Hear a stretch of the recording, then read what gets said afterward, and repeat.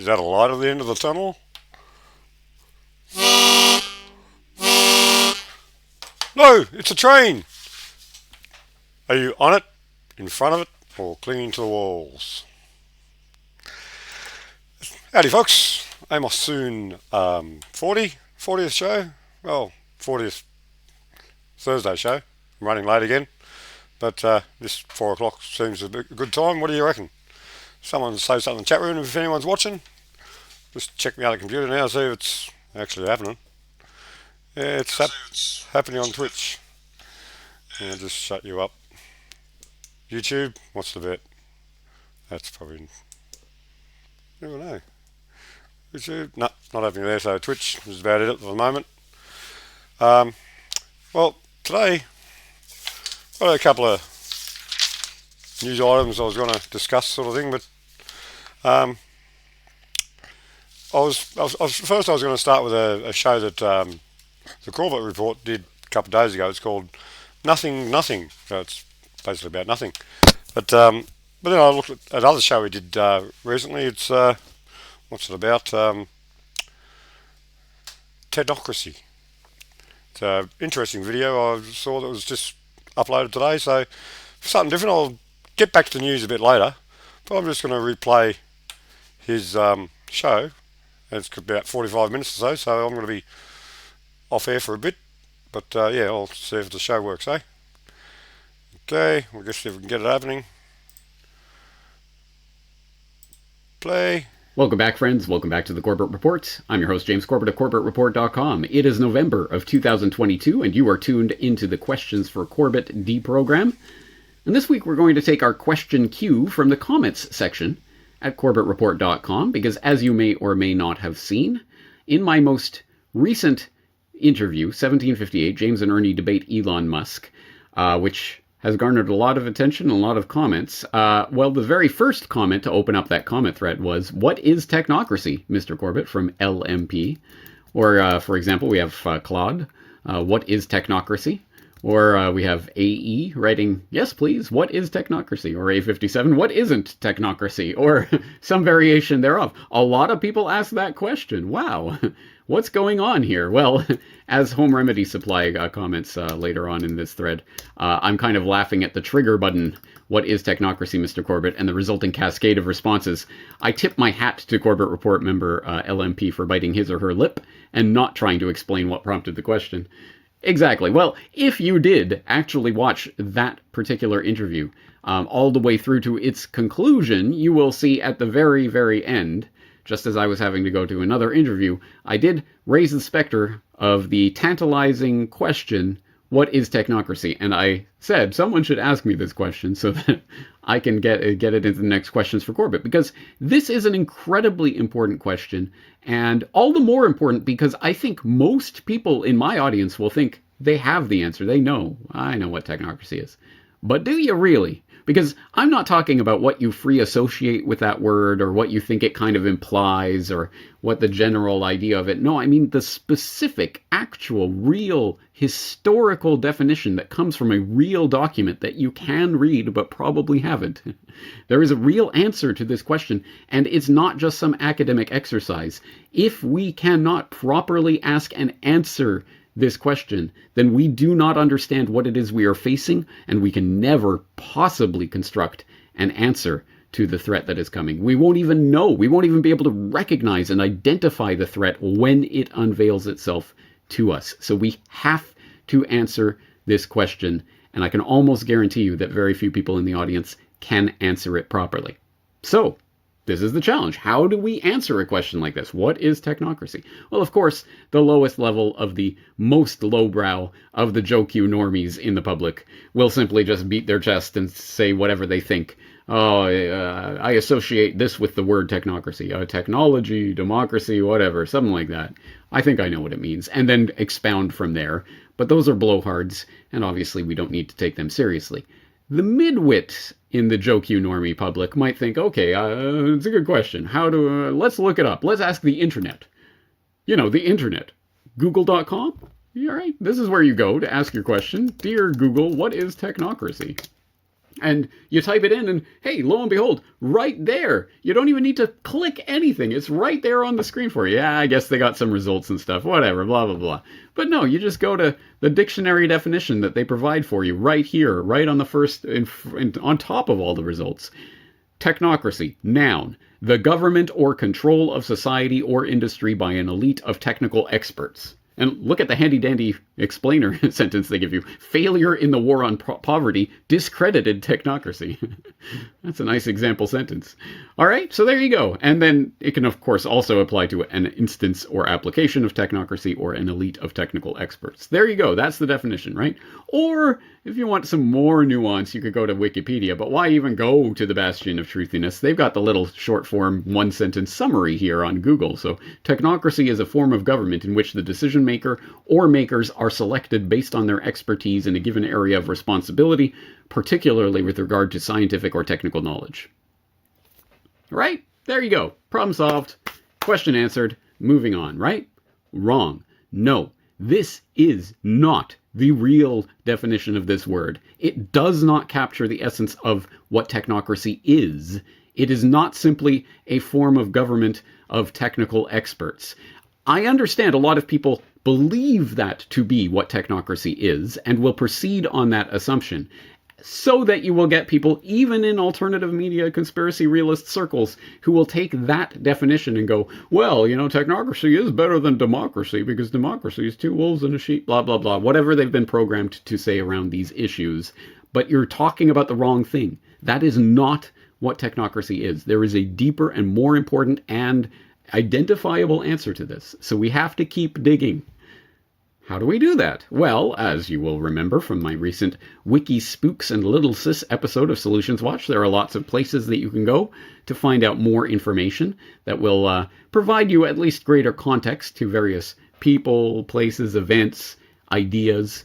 And of course, one of the things that I suggested in that edition of Solutions Watch, well, you know, look, here we are on CorbettReport.com. We could search right here. So if you go to the search bar and type in technocracy and give a search for it, you're going to find a lot of work that I have done in the past on the subject of technocracy. I have talked about it many, many times, and many, many pages of results will come up here. In fact, also, here's another handy-dandy tool for you, the search by tag function.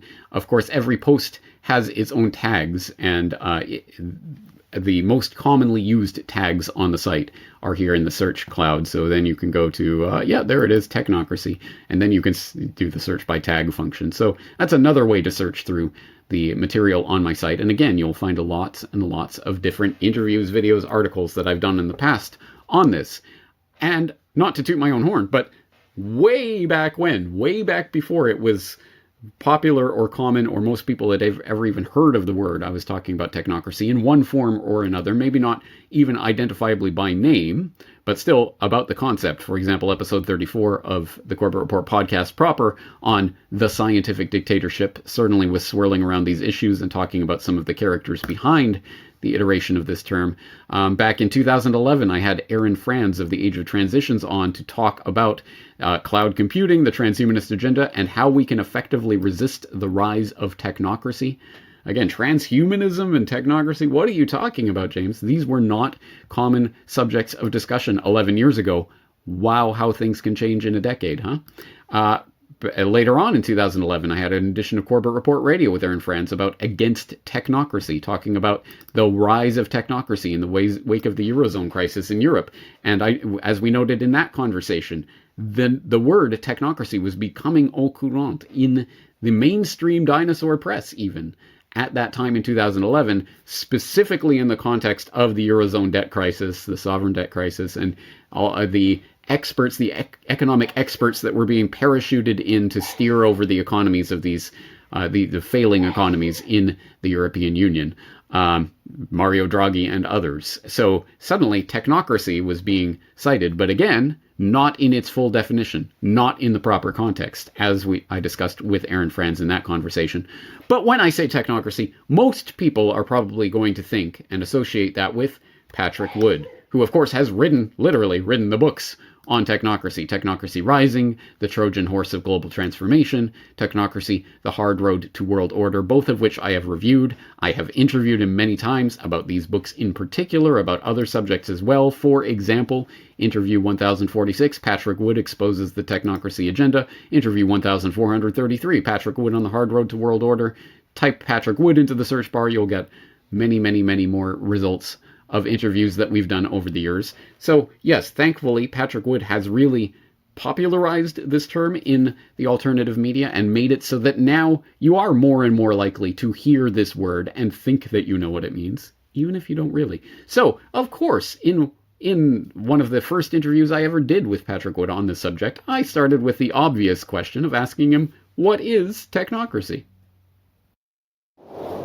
But let's start in on this conversation by addressing the big topic, technocracy. What is technocracy? And obviously you lay out the history, you from the philosophical inception of this idea in the 18th, 19th centuries through its creation in the 20th century.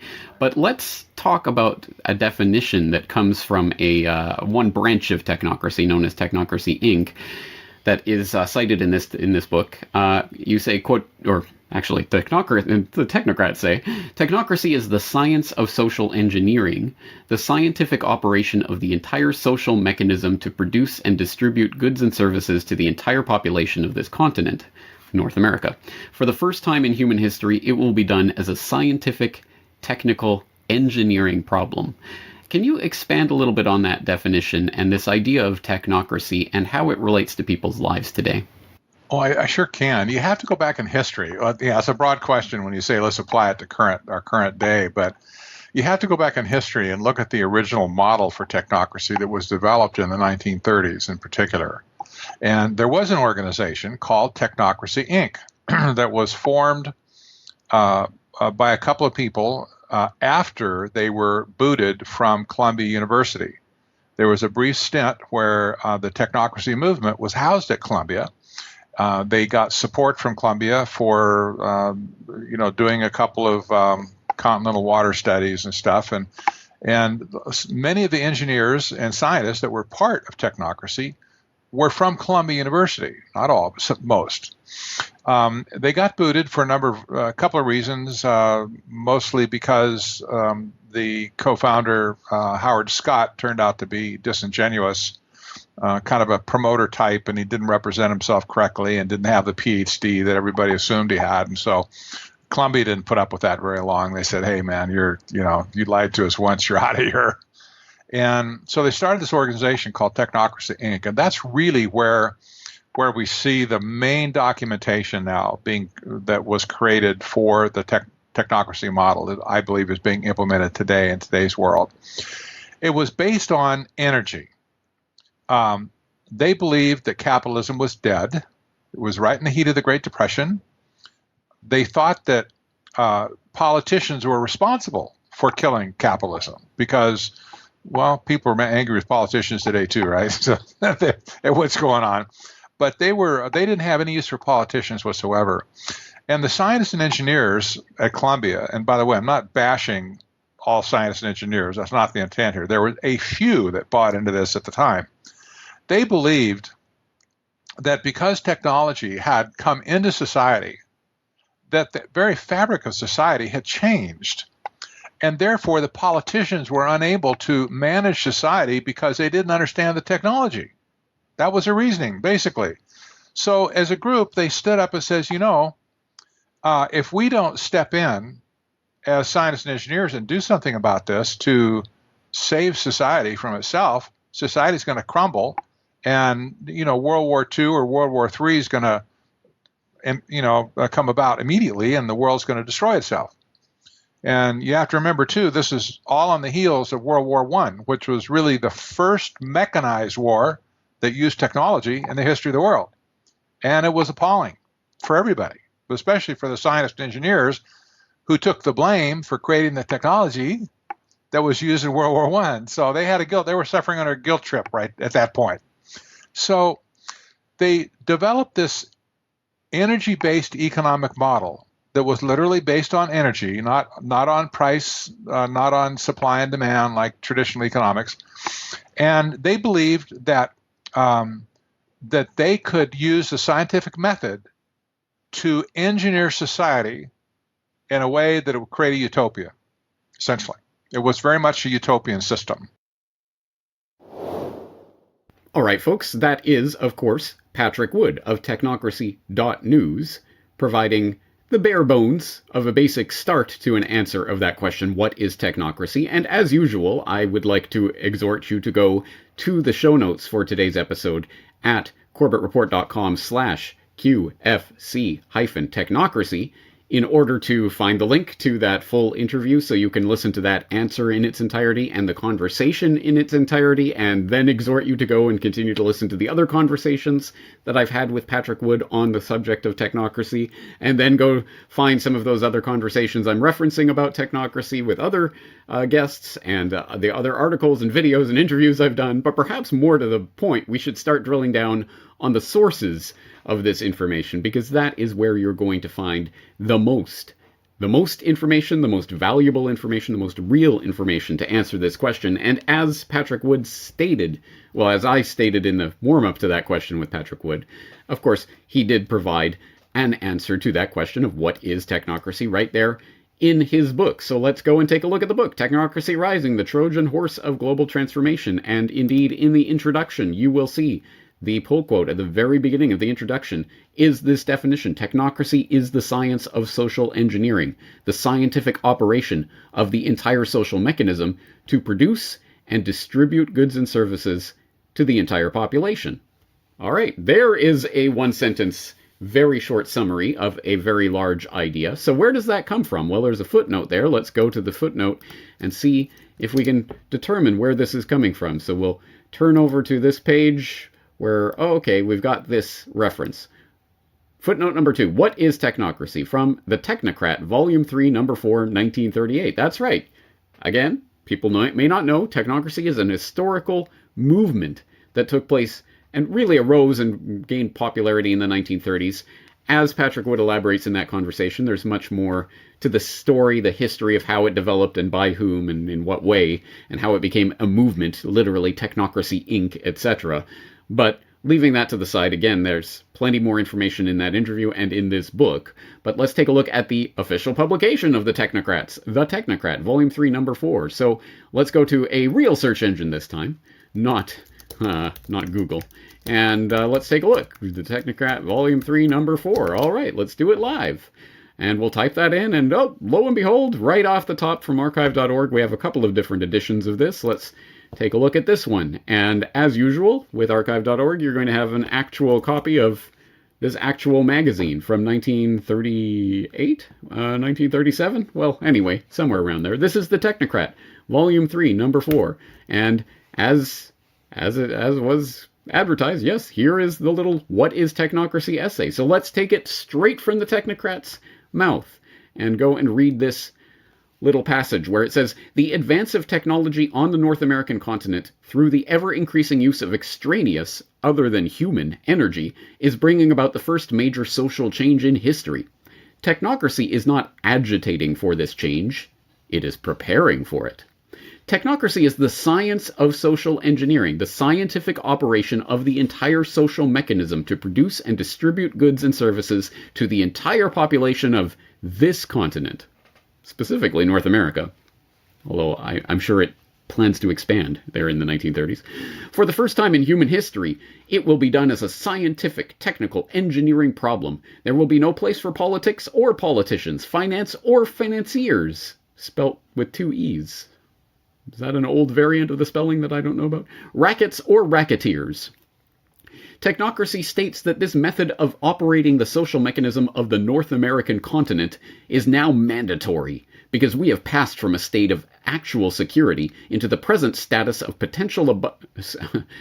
a state of actual scarcity into the present status of potential abundance, in which we are now held to an artificial scarcity forced upon us in order to continue a price system which can distribute goods only by means of a medium of exchange. Technocracy states that price and abundance are incompatible. The greater the abundance of the smaller the price. In a real abundance, there can be no price at all. Only by abandoning the interfering price control and substituting a scientific method of production and distribution can an abundance be achieved. Technocracy will distribute by means of a certificate of distribution available to every citizen from birth to death. The technate will encompass the entire American continent from Panama to the North Pole because the natural resources and the natural boundaries of this area make it an independent, self-sustaining geographical unit. Technocracy's blueprints have been designed for this continent and for no other. It is an American plan for the American continent. No imported political philosophies, including democracy, are in any way applicable. 1940 or before is the calculated date for the breakdown of the price system, dictating the need for the technate. You gotta love these predictions. This calculation is based upon the relentless, inevitable increase in the use of extraneous energy as a substitute for human labor. By 1940, there will not be enough money in pay envelopes to purchase the goods produced. Yeah. Yes, 82 years and counting. Here we go. The government is already making up the difference with money raised by borrowing and taxation. There is a limit beyond which this cannot go. The financial collapse of private industry and of government, which will accompany the approaching social change, will be a symptom and not a cause. Lesson 21 of Technocracy Study Course states, the welfare of the human being involved is of ultimate and paramount importance.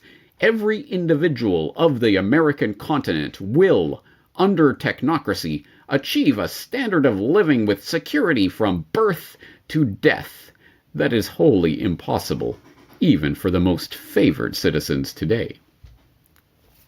All right, this is what the technocrats were saying, at least in their publicly available propaganda material from 1937. This is what they were actually writing themselves. And yes, Patrick Wood was not making that quote up. Technocracy is the science of social engineering, the scientific operation of the entire social mechanism to produce and distribute goods and services to the entire population of this continent.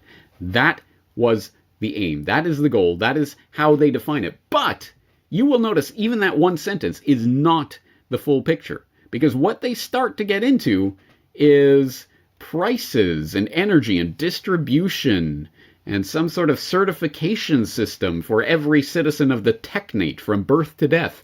As you can see, there is a sort of a broader picture being painted here. Yes, it is the science of social engineering, the scientific operation of the entire social mechanism to produce and distribute goods. But they're implied in that is not just societal change, governmental change, economic change, monetary change, changes in distribution and production.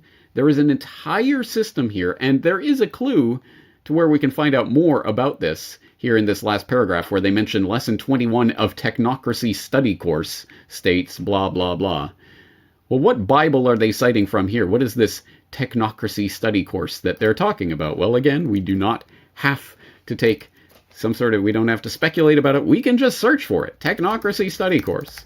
Let's see if we can find this document. Does it exist? Oh yeah, there it is. It's all over the place. Now, there are a number of different editions of this that you can find in various places. Let's take this one as a representative example. So, Technocracy Study Course. So this, as I say, this has been produced many times over the years. There are different editions that came out of it. I believe 5 editions. But anyway, this was originally written by M. King Hubbert of Hubbert's Peak, a.k.a. Peak Oil fame, who was working with Howard Scott in the bowels of Columbia to birth this, what ultimately became a movement, and went on to found Technocracy Inc. with Scott and wrote the Technocracy Study Course, etc. Actually, this is a hardly legible version, and I know there are other versions out there, so let's see if I can bring up a more legible version of this. Technocracy Study Course. Hang on, folks. This is how it's done. This is how the sausage is made. A few moments later. Okay, so we have this edition, which I believe will be more legible. All right, so Technocracy Study Course. Let's let's take a look at this. Just let's look through the table of contents to get an idea of what the Technocracy Inc. movement was doing and saying, and the way that it wanted to indoctrinate its new recruits into this movement. So we have this table of contents. Let's zoom in a little bit so we can read it better. And it starts off, well, again, so around the sorts of themes that you might think about if you think with regards to technocracy. It's technology and government, right? So an introduction to science, and they start talking about matter, change of physical states, molecules, the elements, atoms, etc. Okay, units of measurement, all right, energy, potential energy, kinetic energy, etc. The laws of thermodynamics, engines, definition, efficiency, heat value of fuels. All right, so this does seem a very technical sort of manual at this point. Then we get the human engine. Well, that's a strange way of putting that, isn't it? Calories, heat value of foods, efficiency of the human engine. Okay, Mr. Technocrat, the human engine. The flow of energy on the Earth, dynamic equilibrium among energy-consuming devices, energy in human history, early stages in the use of extraneous energy, modern industrial growth curves, mineral resources. All right, you could start to see where this is coming from and the sort of philosophy that might be behind this. Taylorism, which is something that we cite in that interview with Patrick Wood that he writes about, one of the philosophical precursors to technocracy. This idea of the scientific management of industrial production. Those ideas were certainly floating around in early 20th century. They did not originate from the technocracy movement. And one could see how people in the midst of the crisis of the Great Depression would be floundering about looking for any sort of new system of production, distribution, of control of energy, of economics that will save the population from the crisis that, as we know, by 1940, no one will be able to afford everything. The collapse of the system will happen and everyone will be in the technate. Again, so far so straightforward. But then we start to get into lesson 15 on the price system, rules of the game of the price system, the flow of money, why the purchasing power is not maintained. So we're starting to get more into the economic, monetary side of this. And then we get into appendix on population growth in the USA, which leads into operating characteristics under the price system and the nature of the human animal. Indeed. So that's going to be an interesting part of this. Let's bookmark that for later. But then you get Technocracy, the Design, which is lesson 21, and then lesson 22 on the industrial design and operating characteristics, appendix, bibliography, and index. Again, you can, of course, please do read through this on your own time. And I would really suggest that people familiarize themselves with a document like this. There's a lot of information in here. And again, don't take my word for it. Don't take Patrick Wood's word for it. What do the technocrats, what were they saying back in the 1930s that has been picked up on and forwarded into our current times? More on which in a moment. But first, let's take a look at that page 177 on the human animal, because that seems to be where we start to get into something a little bit that you might not expect from something about industrial production and scientific management of factories and things. So we're starting to get into the nature of the human animal, where we start to talk about the solar system and the age of the earth and supernaturalism of man. Oh, okay. And then Darwin came along and wrote The Origin of Species and et cetera, et cetera. You get into objective viewpoint. And then, of course, you start to get into stimulus and response. It was with exactly this point of view that the famous Russian scientist Pavlov began a series of experiments which have already resulted in some of the most profound changes in human knowledge and in what human beings think about themselves. Yes, isn't it interesting? All these technocrats keep going back to Pavlov, Skinner, behavioral conditioning. How do we condition and mold society into what we want? How do we more effectively manage the human animal, which is the subject of our real lust for power? Anyway, there's a lot of verbiage in here about that and suppression of responses and what have you. Involuntary process. To summarize, Pavlov, by working experimentally with dogs, was able to demonstrate that there are certain inborn reflexes which are just as mechanical in their performance as is the relation between the pushing of the horn button and the sounding of the horn in an automobile. Yes. So, again, you are not just a human animal, you are the human engine, as they were referring to before. You're just a technical A biological robot is essentially what you are, and if we could just find the right buttons to push, we can program you in the right way so that you're not one of these just filthy original humans walking around. No, we have to find the right way to program you. Again, you see how this philosophy, which didn't originate in technocracy, and didn't end with technocracy, but is part of this historical fabric of a philosophical lineage that goes back to the people who were trying to treat humans as essentially just animals? No, robots, essentially, and how that leads towards the transhumanist vision of the future. But anyway, as I say, there's a lot of very interesting stuff to be reading in here, but let's move on, because we do want to get to lesson 21, which is, I think, where this really the rubber starts to meet the road, as it were, on technocracy, the design. So when we flip over to lesson 21, and it'll take a minute to get there, we will find that this is where they start laying out the specifics of the technocracy organization and what they're planning for the arrival of technology and trends and where they're taking us, the solution, talking about how this technocracy is going to come together, the personnel that will be needed for it. They start talking, essentially divvying up the technate, the continent of North America. There's an organization chart here where they show how this is all going to function through the technate and blah, blah, blah. A lot of empty boxes to be filled in later, details, schmetails. Anyway, the continental control grid, all of this, regional divisions. Because, yeah, it's very important that they start defining regional divisions. So that's the regional... I'm flipping through here. I should zoom in so we can see it better for the people who are watching along on this. Oh, I think I've lost that page now. Anyway, I was just going to point out the silliness of the regional division in which New York is located as 7340, Cleveland 8141, St. Louis 9038. So it's the combined longitude and latitude of the point at the southeast quarter of the quadrangle.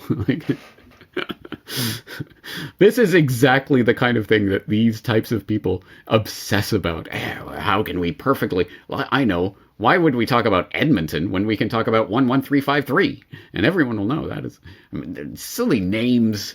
The part of human relics of this stupid society of people who have this stupid ideas. No, it will all be mathematical, I tell you.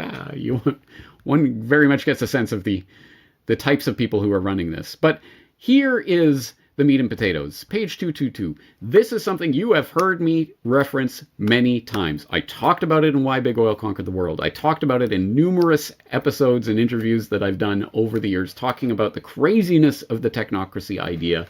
And here it is in their own words. So they're talking about the system of distribution that will come into place in this glorious technate of the future and the characteristics of that system. Number one, it will register on a continuous 24-hour time period basis the total net conversion of energy, which would determine A, the availability of energy for continental plant construction and maintenance, B, the amount of physical wealth available in the form of consumable goods and services for consumption by the total population during the balanced load period. 2, by means of the and balanced load period, they're talking about trying to come up with a balanced load of energy inputs and outputs for the entire economy and everything that is produced in it. All productive human activity will be measured by joules of energy going in and coming out. And if you balance that perfectly, then you have a system that's self-contained and you don't have to worry about pricing mechanisms, because everything works out. There's no inflation and no craziness. It's all about balancing those energy loads, man. Number 2, by means of the registration of energy converted and consumed, make possible a balanced load. Number 3, provide a continuous 24-hour inventory of all production and consumption. Number 4, provide a specific registration of the type, kind, etc. of all goods and services, where produced and where used. 5, provide specific registration of the consumption of each individual, plus a record and description of the individual. Number 6, allow the citizen the widest latitude of choice in consuming his individual share of continental physical wealth. Oh, thank you, wise technates, overlords. It's just that you're registering and identifying and distributing as you see fit to each individual person. But they can do with those energy credits whatever they want. And number 7, distribute goods and services to every member of the population. Again, it's like the UN Charter of Human Rights with all these wonderful things, and then the second to last point is, and if you do anything that we disagree with, none of these rights apply to you. So anyway, we're going to completely register, control, and manipulate, and ultimately have the final say over every aspect of everything that is produced in the entire continent. But you guys can do whatever you like with this abundance of wealth that's coming in. You can have any color toothbrush you want as long as it's black. I mean, it's just... Anyway, I sincerely hope you understand the importance of a passage like this and what it is saying. And I've said it many times. I will say it here again. This is lunacy on every level. And how much more exponentially absolutely insane was this in the 1930s to be talking about the continuous 24-hour inventory of all production and consumption, literally registering everything that is being bought and sold everywhere in the entire technate in real time, processing all that information, using it to calculate energy inputs and outputs so that you can have this balanced load. It's absolute total craziness, and so much more so back nearly 100 years ago when that was truly, truly a pipe dream. But hey, it's 2022, and well, most transactions are electronic these days anyway, and pretty soon they might all be electronic. And well, we could imagine a database, so don't even need particularly complex programming that could calculate all the energy inputs and outputs. I mean, we'd have to control every business, and we'd have to create strict reporting requirements for every business that's allowed to operate, but that's just a matter of legislation. You know, I'm beginning to think this could work. Well, why not? It sounds like a perfect economic system, and it'll save us from the coming collapse of the monetary system that we know is coming in 1940. All right, guys? Anyway, please go and read through this and the mechanism of distribution that they're talking about, because as they go on to say, of course, we have money in our current system, but money is just such an outdated mode of distribution, of trying to, well, who gets what, and we're going to measure this in dollars. That's stupid. No. This is about achieving the balanced load. So what we need is energy credits, essentially. The mechanism of distribution, we've already enumerated the operating characteristics that a satisfactory mechanism of distribution must possess, and we have found that a monetary mechanism fails signally on every count. A mechanism possessing the properties we have enumerated, however, is to be found in the physical cost of production, the energy degraded in the production of goods and services. So it's going to be based on energy credits, and those credits will be controlled by the technate, which will be calculating how much energy we need to produce what we feel that society should be producing. We will issue those credits to the right people, places, organizations, and businesses that we feel will be able to produce those things. Just enough for them to produce it. They'll be able to distribute it to their workers so that the workers can spend those energy credits to buy the things that the technate has lovingly allowed them to produce. And everything will be in perfect harmony. La, la, la, la. Yay. And again, please read through this document, because I can only summarize it in the briefest of detail unless we go and read through all 300 pages of it right here. But that is the system they're talking about. And that was the system they were talking about in the 1930s. So this was all laid out in the 1930s. This super logical, rational system of not Edmonton, it's 11396 or whatever. Come on, guys. And we're going to completely upend the whole social, government, monetary, economic system of everything to better control the human animal/engine and program it to do what we want it to do. Again, crazy stuff, especially 100 years ago. But now, I guess it could work. So, is anyone talking about this? Is anyone putting forward the idea of basing a society around a universally distributed income that will go to each and every loving citizen of the technate? Of course, stewarded over by the wisest of the wise who are running this technate. And is it going to be measured in energy, some sort of credit that we'll have that measures the amount of energy we're using? And will we be able to use that to determine who gets to buy and sell in this economy of the future? Are any of these ideas being floated right now? There will be fewer and fewer jobs that a robot cannot do better. Okay. What to do about mass unemployment? This is going to be a massive social challenge. And I think ultimately we will have to have some kind of universal basic income. Would you live in a greener lifestyle if you could make money from it? That may be possible if a government proposal for personal carbon emissions allowances is implemented under the scheme. Everyone in the UK would be allocated an annual carbon allowance. Stored electronically, rather like a supermarket loyalty card, points would be deducted every time we buy or use non-renewable energy. For example, using electricity to power appliances in the home. Or travelling somewhere by plane. Or even buying petrol for your car on the forecourt. Now, any points left over could then be sold back to a central bank. Are you still with us? And people who need more, like motorists who had used their allocations, could then pay for a top-up. The Behavioural Insights team co-authored a report with Sky, a major UK licensed broadcaster, to talk about how Sky could nudge people into climate change behaviour. And not just Sky, but the recommendation was that other UK broadcasters should adopt these techniques. And the sorts of techniques they talked about were including news segments. So just to clarify, that's saying that there should be items in the news that will lead people to change their behaviour and climate. Initially, the notion of a goal-oriented ledger may be user-driven.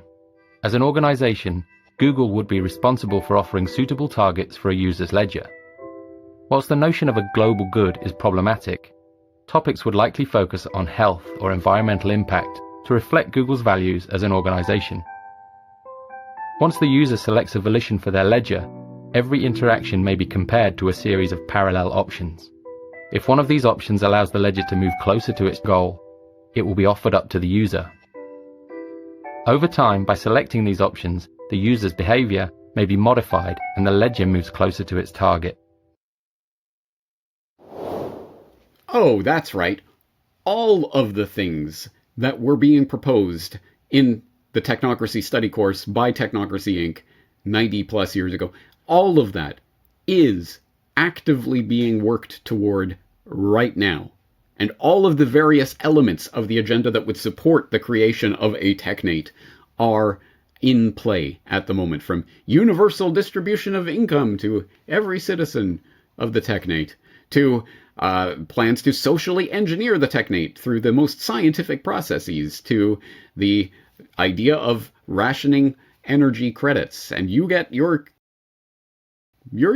allotment of energy credits, and you can use them to buy anything that we produce as part of our grand plan for the economy. This is, you can see all of the various elements of the agenda, but unless you have the word and the actual historical details of the literal movement that existed strongly back in the 1930s, it still exists, but not really, but strongly existed in the 1930s, but the ideology behind that, which has continued on, unless we can identify that, we will never be able to properly confront it, because people are still using outdated terminology to try to identify things that are not what they say. This is not fascism. This is not communism. This is a different conception of not just governance, not just economic production, not just monetary system, and not just the social fabric of human society, but all of those things are being radically altered under our very noses by technocrats who themselves may or may not know anything about this historical lineage of what it is they're working towards. In fact, I can almost guarantee you that most of these low-level whatever bankers or whoever know nothing about this history, but they are working towards an ideology that they undoubtedly adhere to, and that has to do with that ideology that we were looking at of treating the human cattle, the human machine, the human animal to be managed and controlled, and we push the right buttons and we get them to do this, we get them to do that. That is the underlying ideology behind all of the connecting so many of these different threads back to the same clique. Anyway, this is technocracy, and I hope you can understand, after at least starting to just sort of get under the surface of this question of what is technocracy. There's plenty more to be said, but this is how we can get some of that information out, and I hope you will understand it is an important, valuable task to truly answer a question like this. Not to go off of what we assume we think that we free associate with that word. No, what is this actual word? Where does it come from? What does it imply economically, governmentally, socially, civilizationally, for the future of the human species? How can we identify that threat?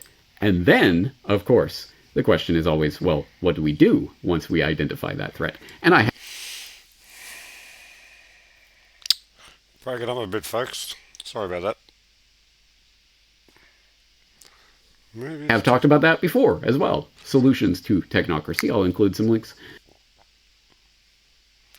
towards that if you are interested in pursuing that. But this isn't Solutions Watch. This is Questions for Corbett, and I have just answered the question, what is technocracy? There will be plenty of show notes and plenty of meat on those bones for you to dig into if you are so inclined. So please have at it. CorbettReport.com/QFC hyphen technocracy. I hope that's enough of that, folks. Well, what do you think of that technocracy, eh? Yeah. And it was come up with this back in the 30s. Well, that's when they wrote that book or so. Anyway, it's been an ongoing plan for a long, long time. Yeah. I'd show you a different picture for once. This is a view over Wanji. I took on my phone once, and it's different to my usual background sort of situation. But it looks like my other computer's having an issue.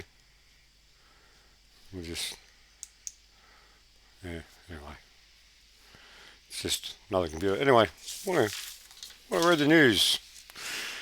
Nah, it's all bullshit. Yeah. Apparently, more Australians now believe in climate change than ever before. Yeah, well, climate change, that's real. It's been going on for... How long ago has the planet been? It's not an old planet. It's just been made recently, so planet's been changing ever since then. So, but lots of Australians apparently believe in it. They believe that a lot of them believe that it's probably man-made, and well, we're not helping a lot, but we're not the cause, you know. There's those clouds up there. Oh, wonder what's causing them. Some people would say they're chemtrails. Or it's just the wind blowing a bunch of clouds myself, but yeah. Well, you can see there, up there, there's a couple of birds. That's why I took the picture. There's a couple of birds in the photo, and as you can't really see the birds, you can work out a couple of dots there maybe. But yeah, yeah, well, obviously didn't have the zoom in right. But anyway, ended up being a nice picture. More Aussies blue. Oh, mate, and well, let's stick to Australia for a moment. Apparently, Australian farmers are doing it tough, sort of thing.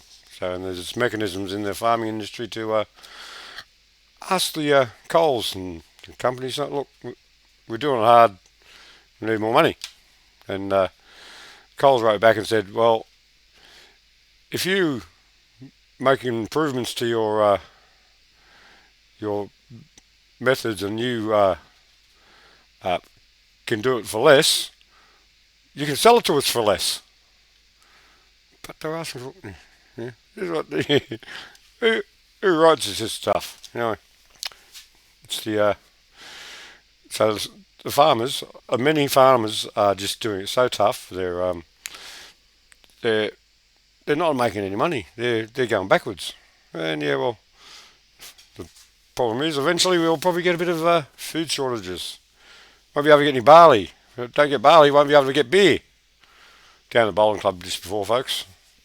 And this lady down there sewing covers for bottle stubby coolers. Let's get it right, Al. It's live here. You're supposed to be paying attention. But wait, knitted stubby coolers, and it's It works for me anyway. Cheers. Wet my whistle and I'll be right. So the supermarkets are asking the farmers to reduce their costs, and then they ask for proof of what there's a mechanism for them to ask for more money. They've got to show that it's costing them more money, and they've proved that it costs more, but they're not really taking that on board, are they? Make some savings cuts, buy something cheaper, or eat less. Don't put fuel on your tractor. Go out and push it. Looking forward to the future, folks. Like that video just before about technocracy. It's pretty much about the money, isn't it? Yeah. I have no money problems. I've got no money. Anyway, Greta Thunberg, or that Nazi girl, she calls for the downfall of capitalism because it's not working for her green credentials. She doesn't recommend any other system or anything, but capitalism is the enemy, apparently. Well, people like that start saying shit like that. I think to myself, well, maybe capitalism's not so bad after all. What a crazy world, folks. Yeah. But hey, we're only here for a short minute. We're here for, mate, some people are lucky to get 100 years. Some people don't last that long at all. And it's a strange time to be alive. Tell you what, the world as we know it is a totally different place. Anyway, we'll just have a look at, what do you call it? Yeah, I'm having trouble with my words today, folks. And I'm not as drunk as I usually am. Could be something wrong there. I'm not going to bother with that. I'm just going to sign off for the day and had a bit of a show. 51 minutes, 52. And, yeah. Oh, I didn't say the date, did I? 30/11th, 2022. Anyway, till next time we see each other. Well, it's just me at the moment, just looking at myself. Oh, look, got 2 viewers. Good photo. Oh, look, golfing prohibited. Just chimed in a few minutes ago. G'day, mate. Thanks for jumping on board. Golfing prohibited. How do you come up with these names, folks? Golfing prohibited. Maybe he doesn't like golf. What do you reckon? And golfing prohibited. Do you like golf? Is it your game? I like lawn bowls myself. Everyone ever tried lawn bowls? It's worth a go, and they sell beer. Anyway, that'll do for today, folks. Be good to each other. Might see you Sunday, might see you Thursday, might see you never. Who knows? The future's so bright.